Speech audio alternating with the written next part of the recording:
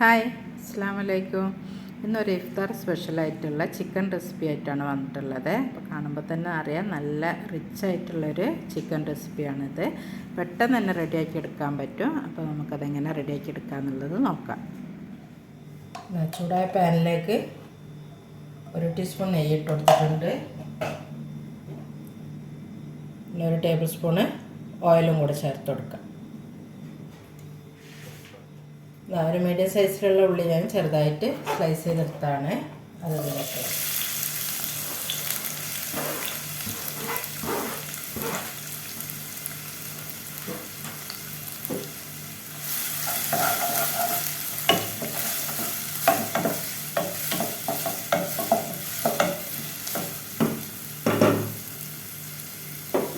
നന്നായിട്ടൊന്ന് പൊരിഞ്ഞ് വരട്ടെ.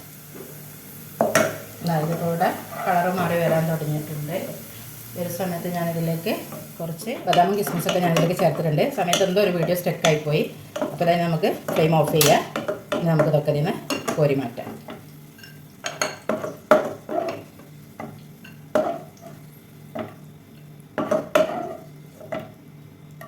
അപ്പോൾ അതായത് ഒരു സെയിം ഓയിലിലേക്ക് തന്നെ ഞാൻ ഒരു മീഡിയം സൈസിലുള്ളൊരു ഓണിയനെ പേസ്റ്റ് ആക്കി എടുത്തതാണ്. അത് ചേർത്ത് കൊടുക്കാം.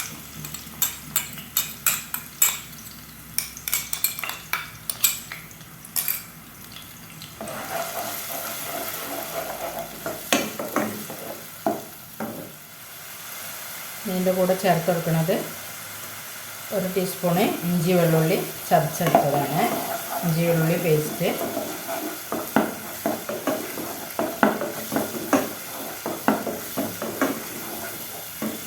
ഇതിൻ്റെ കൂടെ തന്നെ ഒരു 3-4 ഏലക്കായ, ഗ്രാമ്പു, പട്ട അതും കൂടെ ചേർത്ത് കൊടുക്കാം.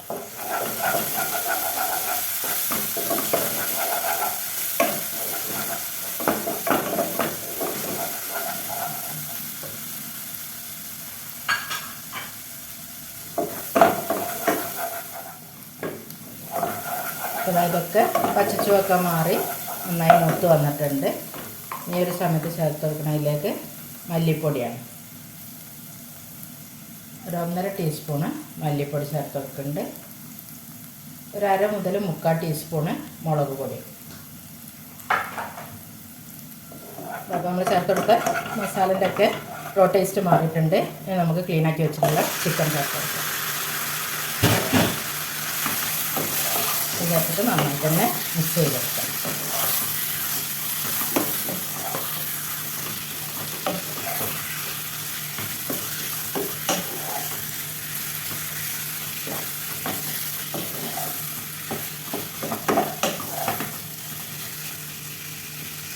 നമുക്കിതിലേക്ക് പാകത്തിനുള്ള ഉപ്പും കൂടെ ചേർത്ത് കൊടുക്കാം.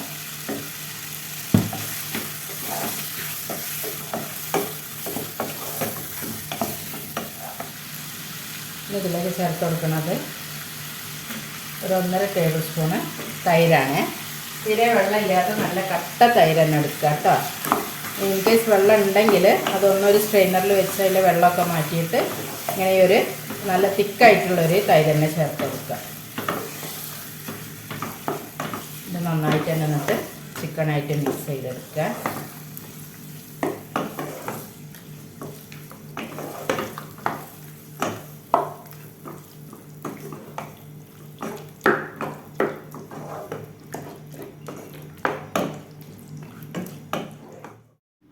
ഒരു 10 കാഷ്യൂനട്ട് കുറച്ച് വെള്ളത്തിൽ മിക്സിയിൽ നന്നായിട്ടൊന്ന് അടിച്ചെടുത്തതാണ്. അതും കൂടെ അതിൽ ചേർത്തിട്ട് നന്നായിട്ട് തന്നെ ഇളക്കി യോജിപ്പിച്ചെടുക്കുക.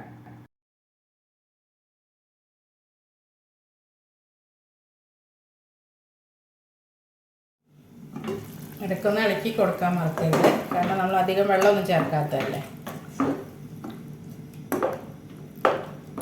നന്നായിട്ടൊന്ന് മിക്സ് ചെയ്ത് കൊടുക്കുക. അതുകൊണ്ട് ഇനി ചിക്കൻ വേകുന്ന വരെ നമുക്ക് വെയിറ്റ് ചെയ്യാം.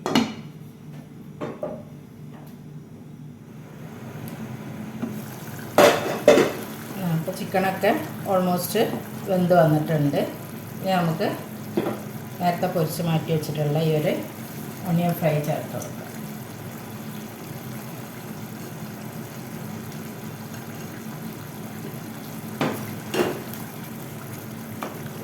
നന്നായിട്ടൊന്ന് മിക്സ് ചെയ്തെടുക്കുക.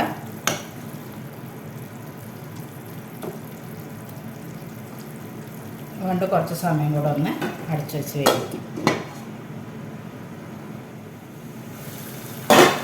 ചിക്കനൊക്കെ ഗ്രേവിയൊക്കെ കുറുകി തുടങ്ങിയിട്ടുണ്ട്. ഈ ഒരു സമയത്ത് ഞാൻ ചേർത്ത് കൊടുക്കുന്നത് ഒരു അരക്കപ്പ് പാലാണ്.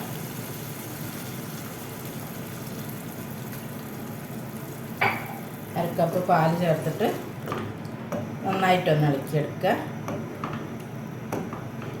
ഇനി ഇതൊന്ന് വറ്റി വരുന്ന വരെ നമുക്കൊന്ന് വെയിറ്റ് ചെയ്യാം.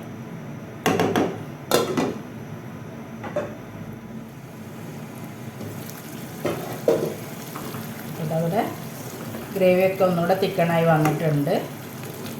ഇനിയും വേണമെങ്കിൽ ഡ്രൈ ആക്കണമെങ്കിൽ ആക്കാം. പക്ഷെ ഞാനിന്ന് സെർവ് ചെയ്യുന്നത് ഗീ റൈസിൻ്റെ കൂടെ ആയതുകൊണ്ട് കുറച്ച് ഗ്രേവി ആവശ്യമുണ്ട്.